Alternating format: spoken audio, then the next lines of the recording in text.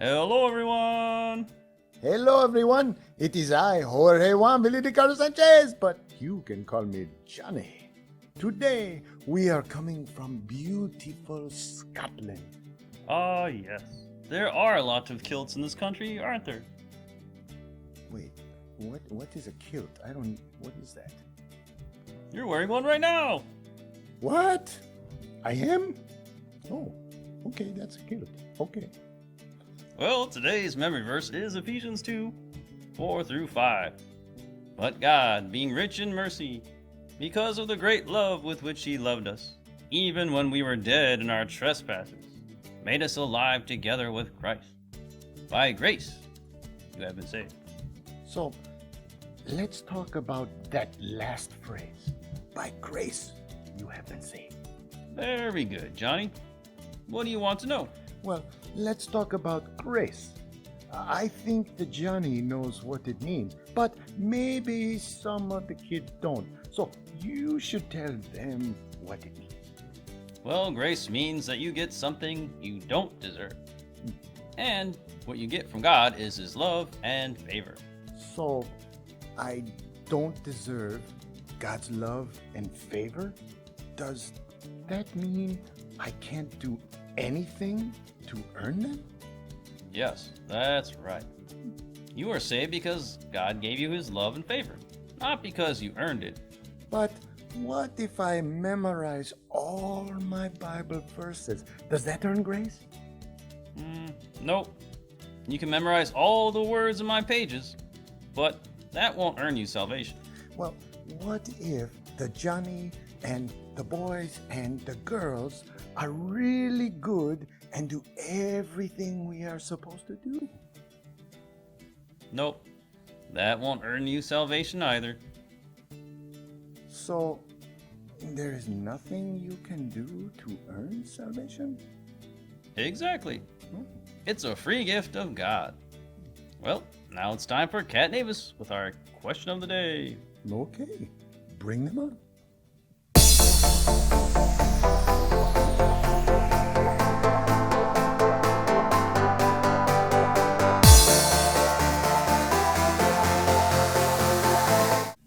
Greetings.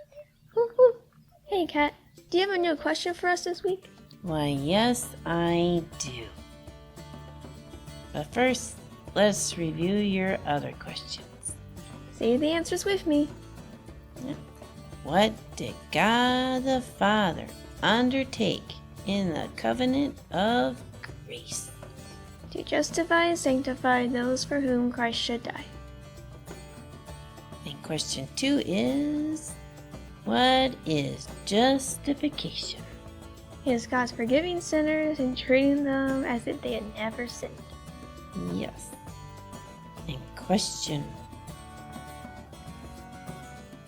Question number 3. yes, thank you. Question number 3 is, what is sanctification?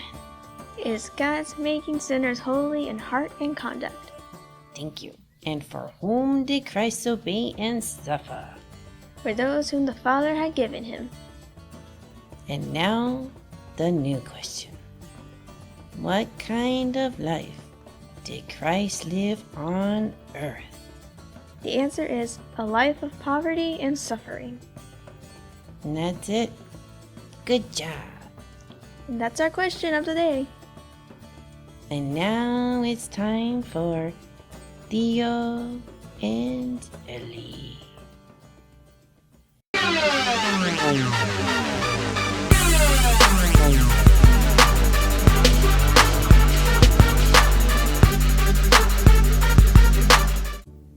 What are you doing there, Theo? Oh, I was wondering what it would be like to be an adult. Hey, do I look taller? Maybe a little. Well, wouldn't it be cool if we became adults overnight? One night you go to sleep as a kid, and then the next morning you wake up and boom, you're an adult. I don't know if that would be cool or not. You want to be an adult, don't you? You can drive a car and stay up as late as you want, and you can spend all your money on candy. That does sound good, but that's not how it works. No. Hey kids! So, what are you up to? Well, we were talking about how cool it would be if one day we just woke up as adults. Then we could buy all kinds of candy and stay up all night. Of course you know. That's not how things really are. I know. It was only a dream.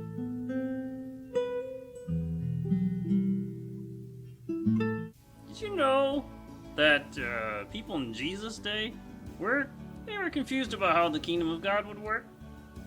And is there a parable he told about that? Yes, there is. Why don't you go on in and check it out? All right, hey, let's go. Okay.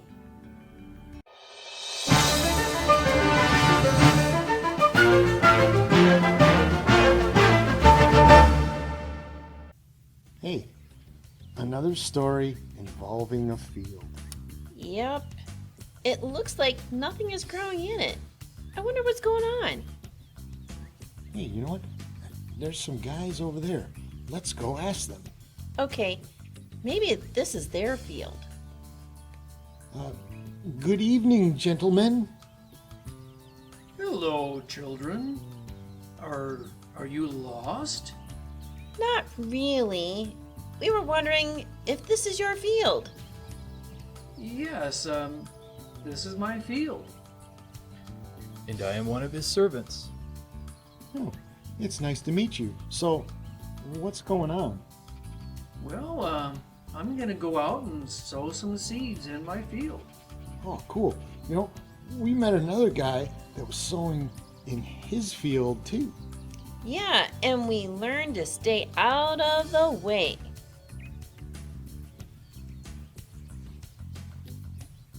Are you going to help him? No, he doesn't need our help. He is more than able to sow the seed in on his own. Wow, that's a big field. And he's got good seed? You know, the other guy had good seed. Only the best. He doesn't have any bad seeds at all. Oh, that's great. So, now what do we do?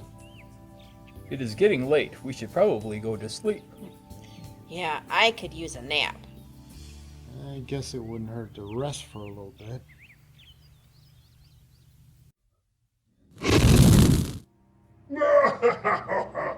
So, he sowed some wheat seed in this field, huh? Well, how about some weeds to go along with that good seed?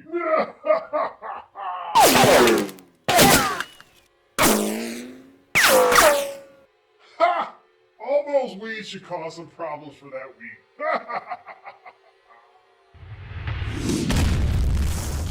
Wake up! The plants have grown. What? Already? I love these time jumps.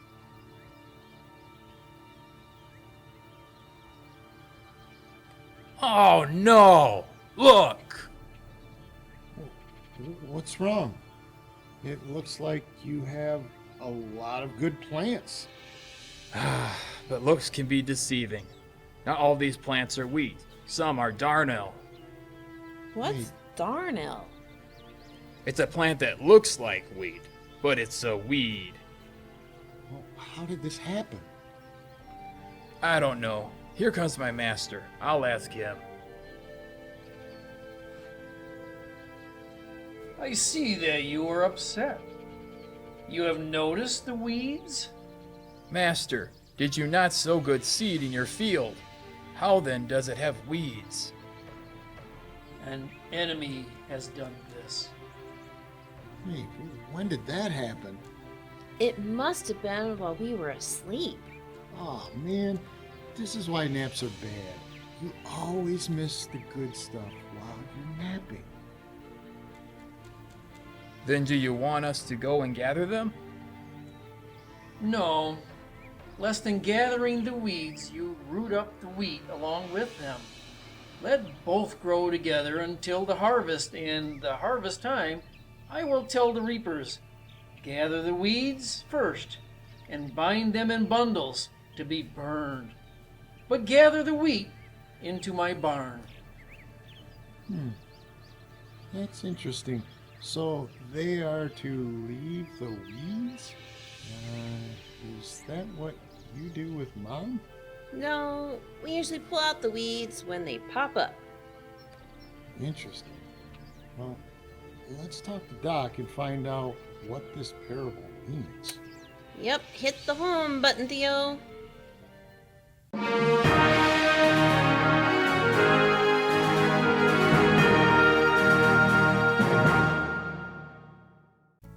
Hey guys, welcome back. What are your thoughts on this parable? Now, I get what is going on with the wheat and the weeds, but what does it mean? That's a good question, because the disciples said, "Explain to us the parable of the weeds of the field." They wanted to know too? What did Jesus say? Well, he said that the one that was sowing the good seeds was him, Jesus. The field is the world, and the good seed is the sons of the kingdom. That means that Jesus went into the world and planted Christians? Yes, and the enemy that planted the weeds, that's Satan, and the weeds are the sons of the evil one. That makes sense. Christians and unbelievers are in the world. Does that mean that the harvest that he spoke of is the end of the world? Well, Jesus said, the harvest is the end of the age, and the reapers are his angels. Jesus will send his angels, and they will gather out of his kingdom all causes of sin and all lawbreakers, and throw them into the fiery furnace. Oh, okay. Well, what happens to the wheat plants or God's people that are left? Jesus said, the righteous will shine like the sun in the kingdom of their Father. He who has ears, let him hear. So, with the kingdom of God, there will be unbelievers and believers side by side for now, but in the end, God will pull the unbelievers out of his kingdom. Exactly. That's what it means. Well, thanks, Doc, for helping us understand. We'll see you next time. Yeah, thanks, Doc. Bye. Goodbye. Bye. See you later.